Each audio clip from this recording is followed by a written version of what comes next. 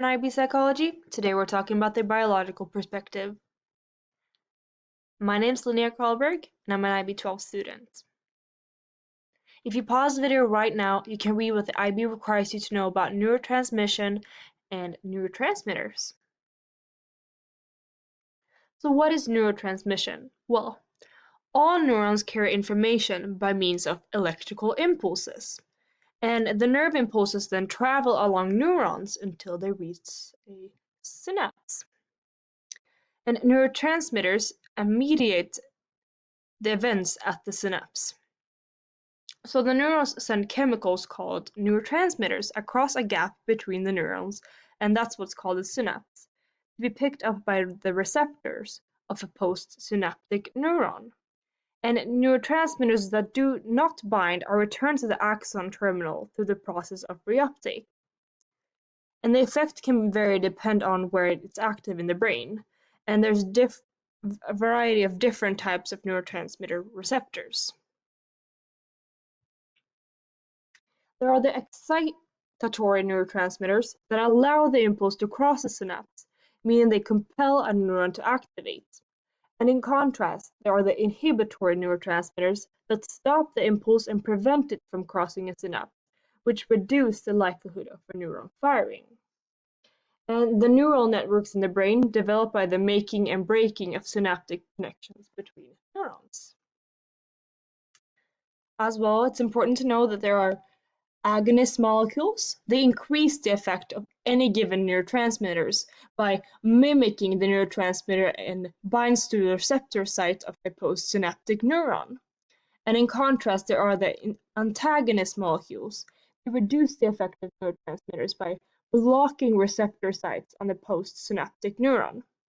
And many recreational and prescription drugs function as agonist or antagonist molecules.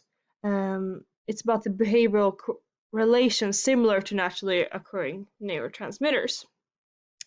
And the neurons working together can produce a large variety of effects, resulting in a complex repertoire of behaviors, thus need to be careful about when we talk about the cause and effect. Neurotransmitters are the body's natural chemical messengers, which transmit information from one neuron to another in the brain and body.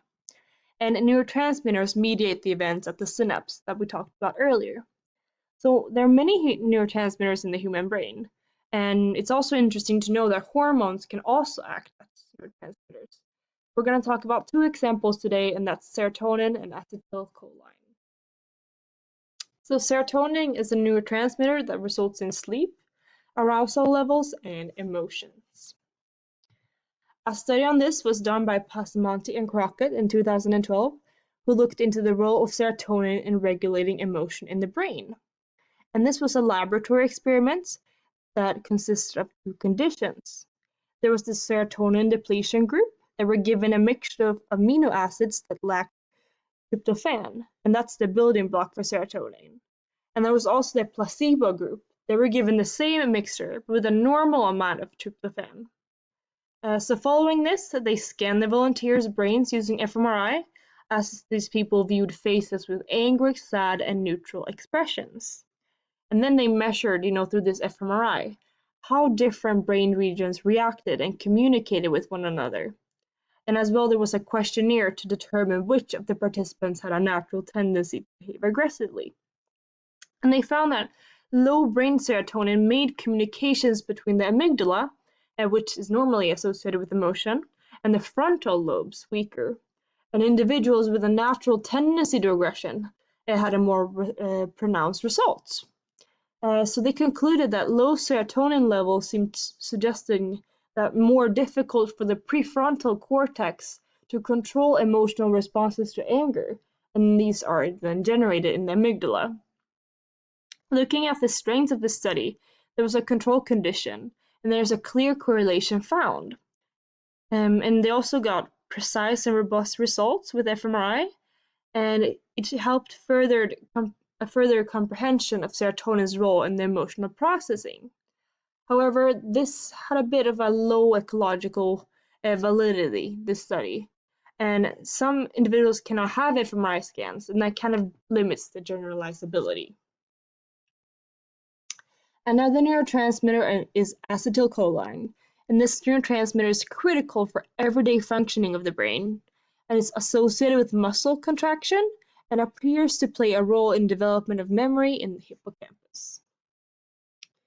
A study on this was done by Martinez and Kessner in 1991, and they looked into acetylcholine if it plays a role in memory formation. So rats were trained to go through a maze and received food at the end. And once a rat could do this experiment, they were injected with one group of rats with scopolamine, which is a drug that blocks acetylcholine signs, and that decreases the available acetylcholine. And the second group was injected with physostigmine, which blocks the production of cholinesterase. I'm sorry if I'm pronouncing that wrong, but that prevents the cleaning up of acetylcholine. There was also a control group which were injected with nothing. And they found that the rats injected with scopolamine were slower at finding their way around the maze, and they made more errors. And the physostigmine group ran through the maze quicker and made less errors. And the rats with no treatment had maze completion times between the condition 1 and condition 2 rats. So the research concluded that the acetylcholine played an important role in memory for maze because the condition 2 rats were quickest in completing the maze. Their injection of physostigmine prevented the removal of acetylcholine from the receptor proteins of the postsynaptic neurons. So the more acetylcholine is available, the more productive memory formation is. And this can be concluded because condition 3 rats were in between the other two conditions in terms of maze completion time. So evaluating this study, they used an experimental method which allows us to establish a cause and effect relationship.